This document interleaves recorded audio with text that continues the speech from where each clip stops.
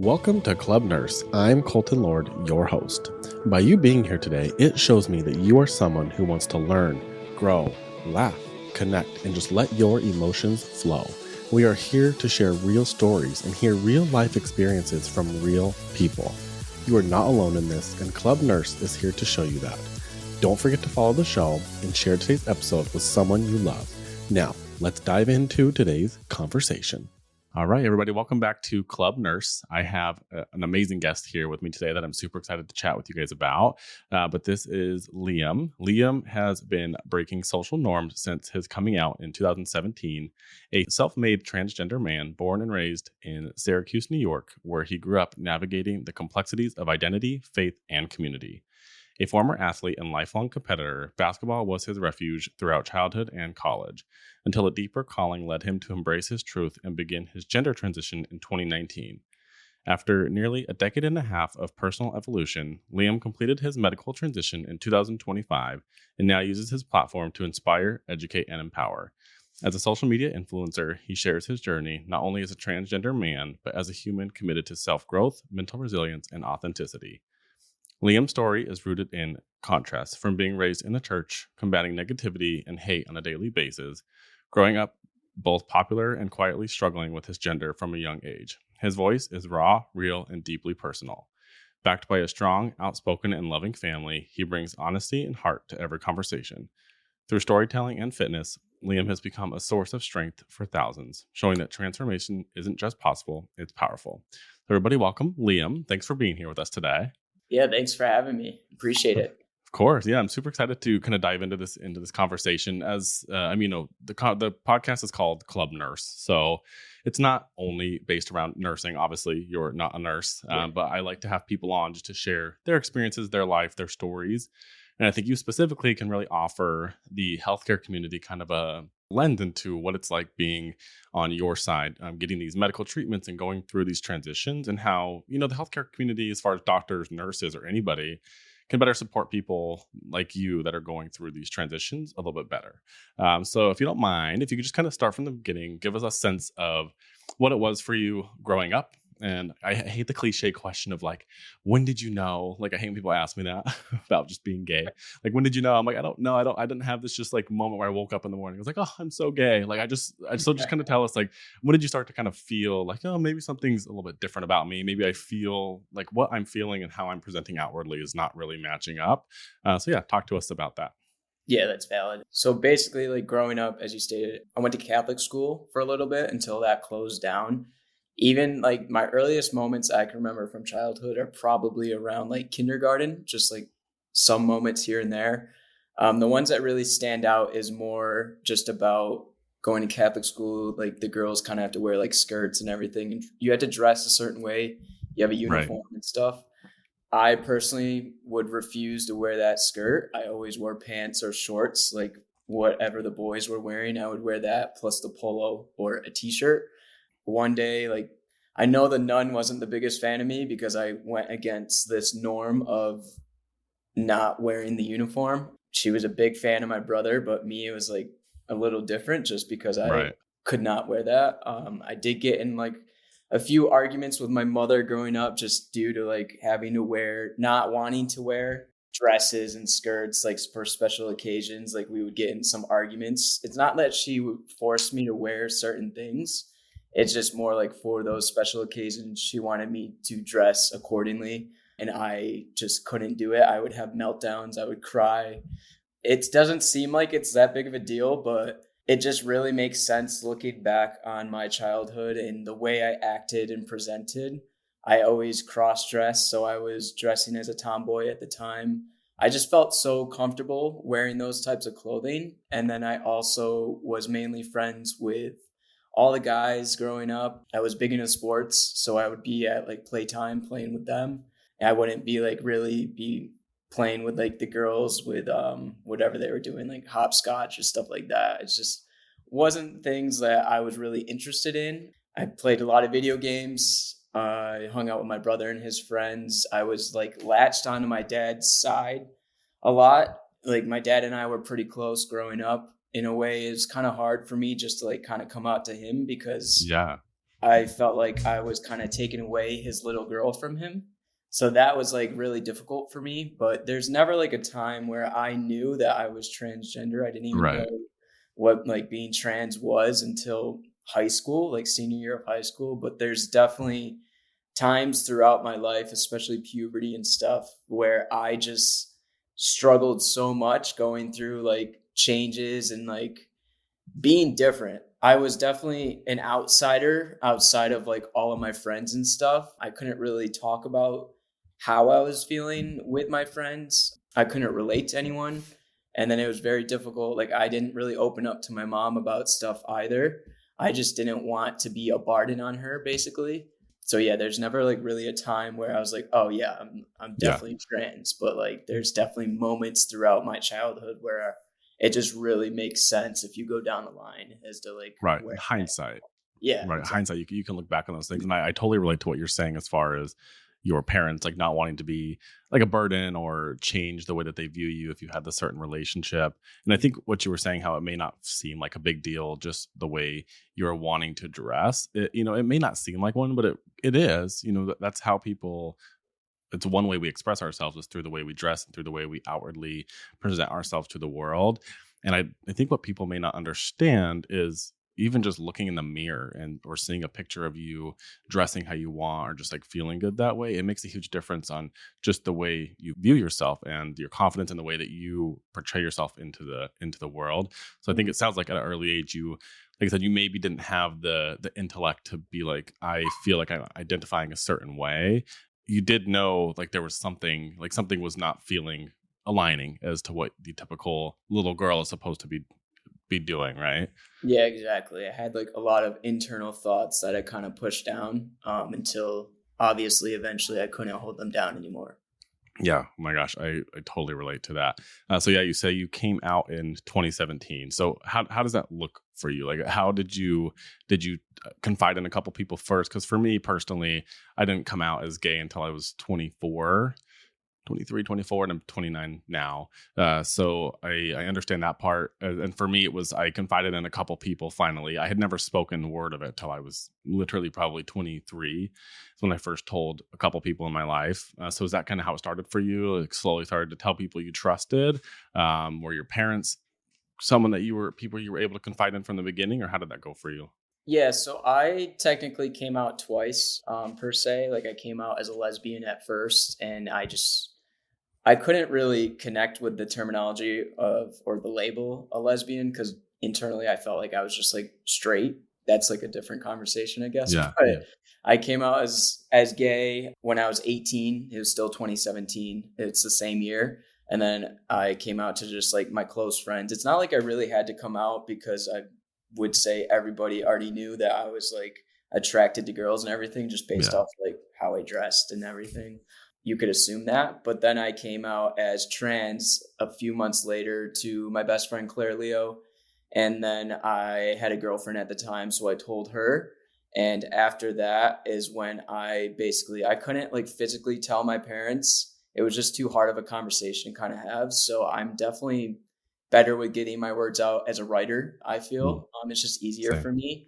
So I wrote a letter on the computer. I printed that out for my mom to read before she went to bed that night. And then she actually came out to my dad for me because I just couldn't. So I'm assuming we haven't really had that conversation, but like I'm assuming she shared the letter and just like explained what was going on in a way. So And this was 2017. yeah, 2017, all And of how this. old were you?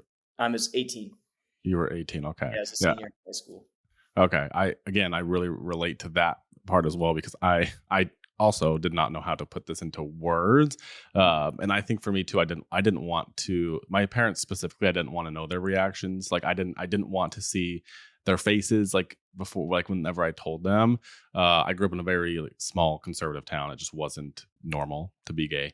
Even to them, just their view of the world, they still to this day where they live just don't see that as often. So I literally sent them text messages just to tell them, and was at the end of my message, I just was like, when you want to talk to me, just call me. I don't want to see that reaction.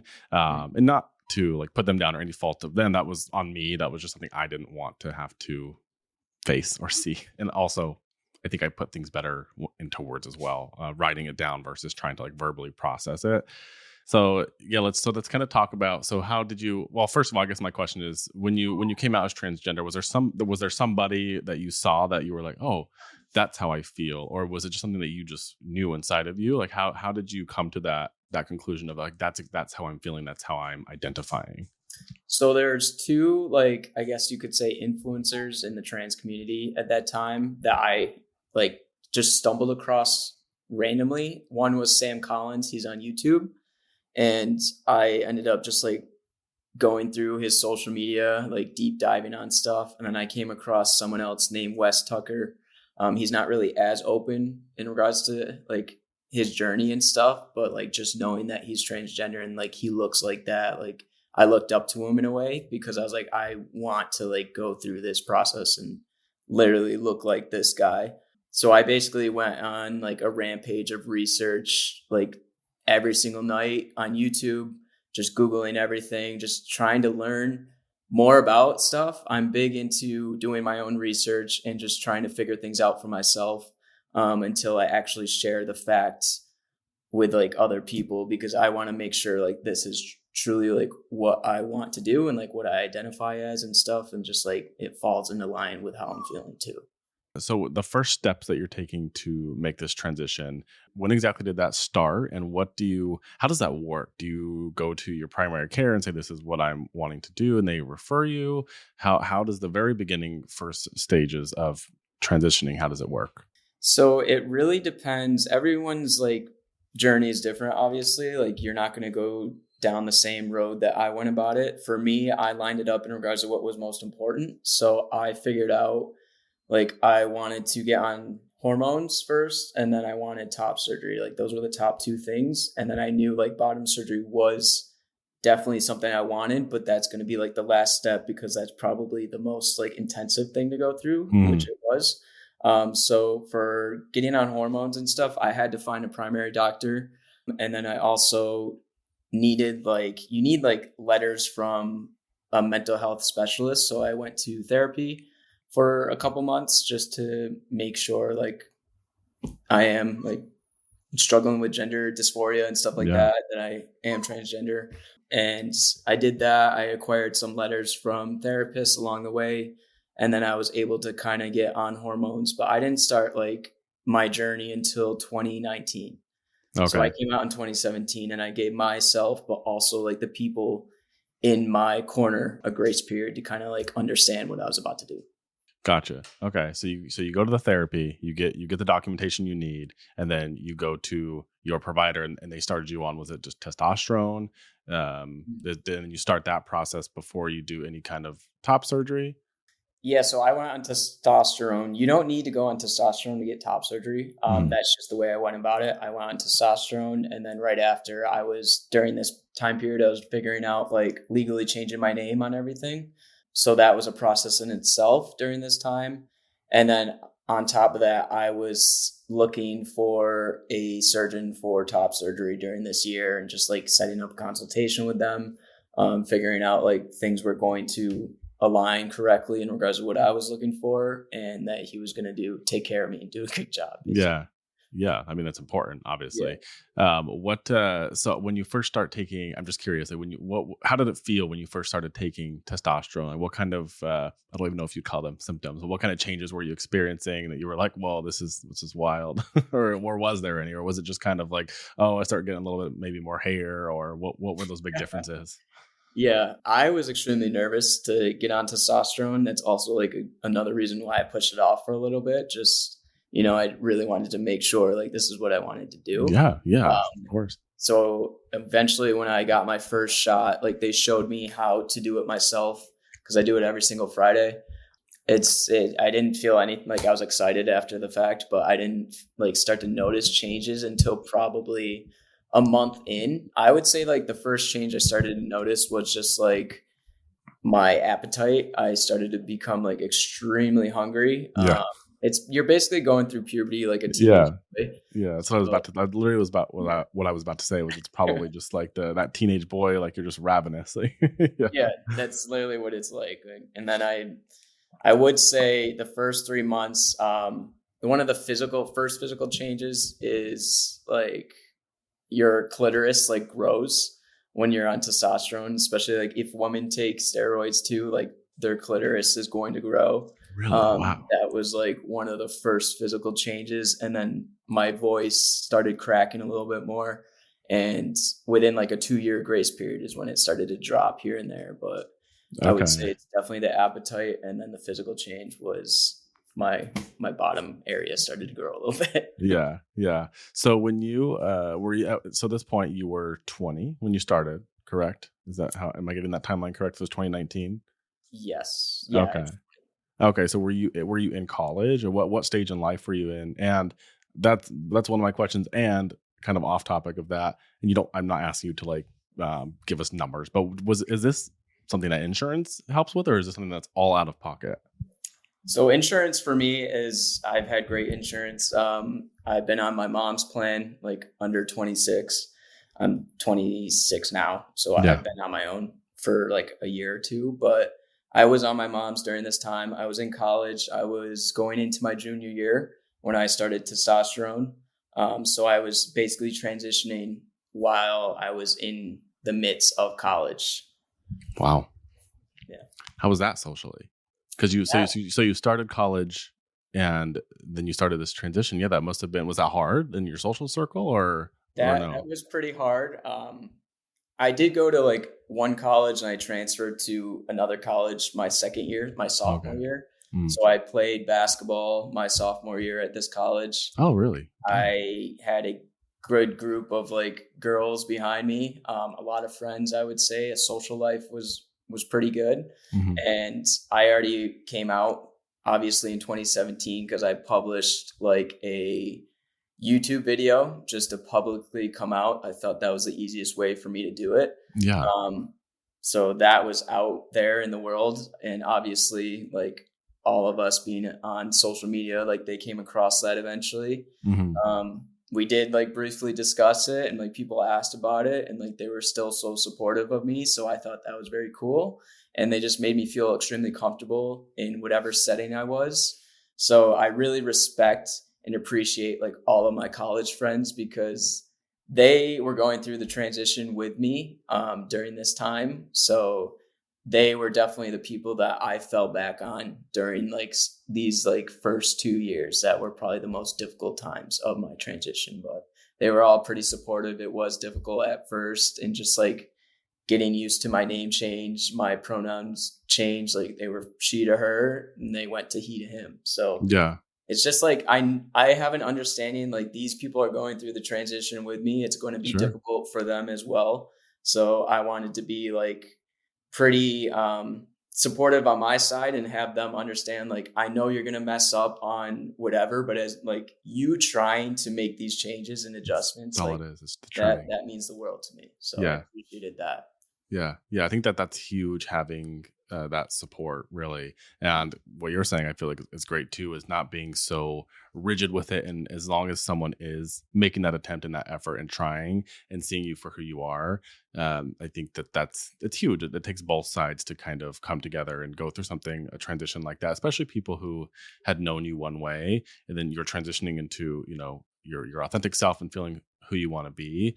Yeah, I think that's important to have kind of both sides there. So let's kind of dive in. Were you documenting this on social media from the very beginning, or did you kind of hop in and do it as you were like? Where did you get that idea to start documenting all of it? Yeah, so I wasn't really doing it in the beginning. I would say I started to really document it. Like maybe I slowly started to post on TikTok, like, I don't know, my second year, like towards the end of my senior year of college. And I started to I was growing a little bit of a following, but then I was receiving so much hate that I couldn't Yeah. like really take it at that point. I wasn't as confident, I would say. So I ended up like deleting that account, and then I did start over again with the TikTok that I have now, and I've been doing it ever since like probably 2021, 2022. So Okay. So a couple years in. Yeah, that's one of the hardest things about social media is just the hate that people get. And I can imagine you're going through this transition. You're already very vulnerable, and all these changes, and to have people feeding your head full of these hate comments and just anything is probably, it's just all noise, and trying to process all of that is probably like near impossible, while trying to like keep your own mental health in line, right? Yeah, 100%. My mental health was probably not in the best spot to be able to like be as vulnerable as I Yeah. was. So it definitely needed some time to work on that. Yeah, I feel that. Okay, so I'm trying to get the timeline straight here. So you did the testosterone, and then at what point, after how long were you on that before you then decided to do the top surgery? And then talk to us about that. How did that go? How was the recovery? Did you have to be hospitalized? Was this all outpatient appointments? How was that? Yeah, so 2017 I came out, 2019 I started testosterone, and then I legally changed my name during this year as well. 2020, right before COVID, I was able to squeeze in my top surgery, so I was Oh, grateful for that nice. Yeah. aspect. So it was just like I went into the hospital, I got top surgery, and then I was out of the hospital like same day, and I was just resting and recovering during this time period, and then I was going to my surgeon's office, which was like it's a plastic surgeon. So I was going to his office for just like checkups, just making sure things were kind of like healing as they should be. But Is yeah, this New York City, or is this where you live in? no, this is where I Or, live. So in oh, Syracuse. okay. Hmm. Okay. So you didn't have to be hospitalized for it. It was just you went and had a procedure, went home. Yeah, I did not Okay. need to be hospitalized. Okay. And how was this like a specific to, it was just plastic surgery, so it wasn't specific to gender transitions. It was just anybody going in for plastic surgery. The way I'm able to get it covered by insurance is that it falls under my gender affirming care. All of Hmm. the surgeries I've gotten have fallen under that, which Hmm. my insurance does cover. I'm grateful for. Oh, nice. That's So amazing. that's how I've been able to get everything covered. And just you just need like your mental health letters and just like your doctor letters as well, like notes and stuff. So how, when you went into this appointment to have this done, how was the staff? Were they accepting of you? Did they ask you questions, or was it just like another day at work for them where they weren't even thinking twice about it? Or did you ever have nurses or doctors during this time that you felt judgment, or maybe they said things to you that were inappropriate? Did you ever have any of that, or no? I would say no. Like Nice. I'm grateful for my experience, of course. I've been through like so much within such a short amount of time. So I feel like I've kind of like it's all a blur at this point. Yeah. But my top surgeon, like he's dealt with top surgery for trans individuals for many years. Okay. So he made me feel extremely comfortable just in Yeah. the room himself. He's cracking jokes and stuff and just like complimenting me and just making sure that I was comfortable, which meant a lot to me. And then just the nurse practitioners and stuff, like they were all very nice, very friendly. So I appreciated everything that I've been through with them. And I feel like that's huge to have, especially when you're going. I mean, that's major. You're going in, for surgery. You're essentially like chopping things off or making it, whatever it is that you're doing as far as the surgery goes. And that goes for really any kind of plastic surgery. I imagine. I've never had it, but not even just like gender transitions. I think that it has to be important to just feel comfortable in the setting that you're going into. So I'm glad that you had that, because I don't think that, I feel like maybe for people that are going in for specifically for gender transitions, I'm sure that these places are mostly accepting of that and making the patients or the clients feel comfortable, or else why would they be doing what they're doing, right? Yeah, exactly. I think I would say like I was pretty anxious in the beginning stages. So definitely around like top surgery and when I had to get a hysterectomy, I was pretty anxious just to kind of like meet with these people because I wasn't as confident in my Yeah. body. Hmm. But along the years, as I've gotten more confident, more comfortable in my body, like it's just like, oh, whatever. Like I know there's people out there, especially in this line of work, that probably aren't too educated on the trans side of things when it comes to surgeries like this. So that's why I'm just like a bit lenient when I go into Hmm. these appointments. I'm just like, oh, maybe this person isn't too knowledgeable on this stuff. So I'm willing to answer whatever questions they have, but also like try to make it so casual of a conversation so that we're both comfortable. Yeah, I think that goes back to what you were talking about with your friends when you went through this transition. Is I feel like as long as people are willing to learn and be educated about these topics, and not make it seem like it's so taboo, or make you feel alienated for who you are.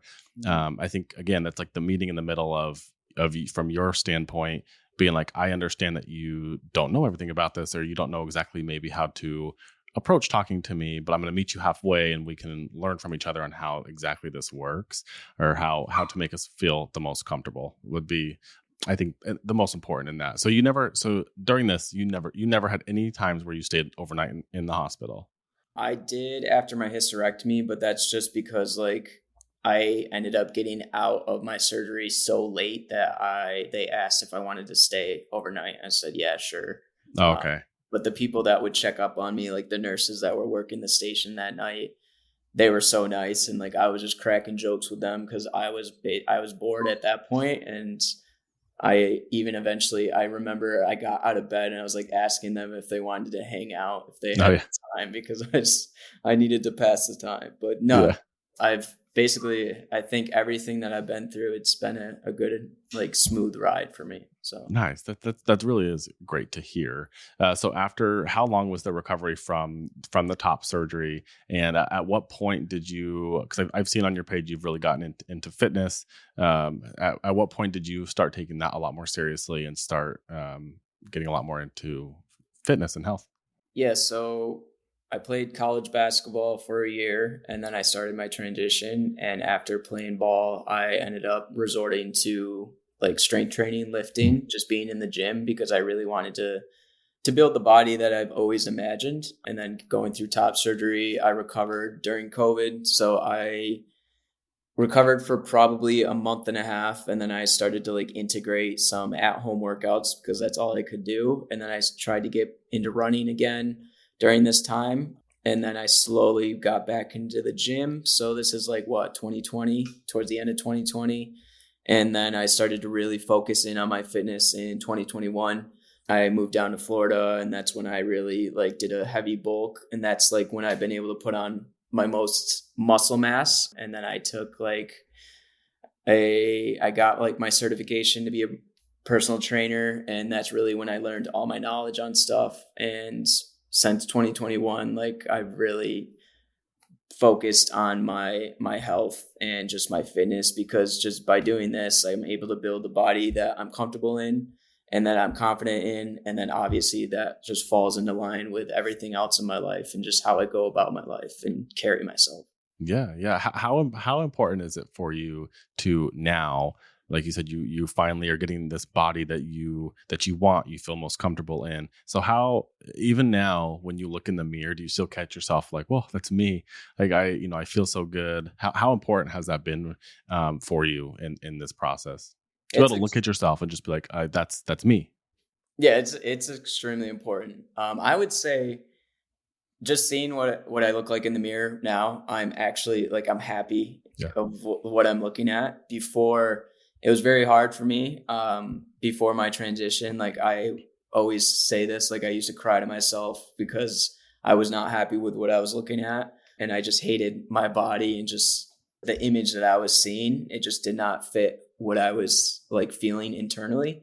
So being able to internally feel this way and just look at myself and feel this connection, it's very soothing. It's definitely a huge weight lifted off my shoulder. So it's definitely a great feeling. And I also want to like mention, you mentioned this earlier, like I hated how I looked. So I hated taking pictures. Yeah. Now I love how I look, and I'm taking pictures of myself all the time. People, maybe it comes off as like a little cocky, but in reality, I'm confident with who I am. I've worked hard to be where I'm at today, so I'm not gonna like be afraid to show it off and stuff. Right. And you should not be. I mean, that's again, that's you are comfortable in your skin and who you are. And especially for somebody like you who spent a lot of your life not, I mean, of course, I mean, flaunt it. You've worked hard for it. You've gone through these. I mean, it's not like these procedures you're going through are just like simple procedures. I mean, they're extensive. Mhm. And so I think that is great. And I think that anybody out there who's, wanting to, should feel comfortable, posting themselves and all the fitness things that you do without a shirt and all that. It's important for people to see. And is there anything else you'd like to leave? Any parting words? How can we find you on social media? How can people follow your journey? I'm on social media, obviously. Instagram's just Liam Lazore.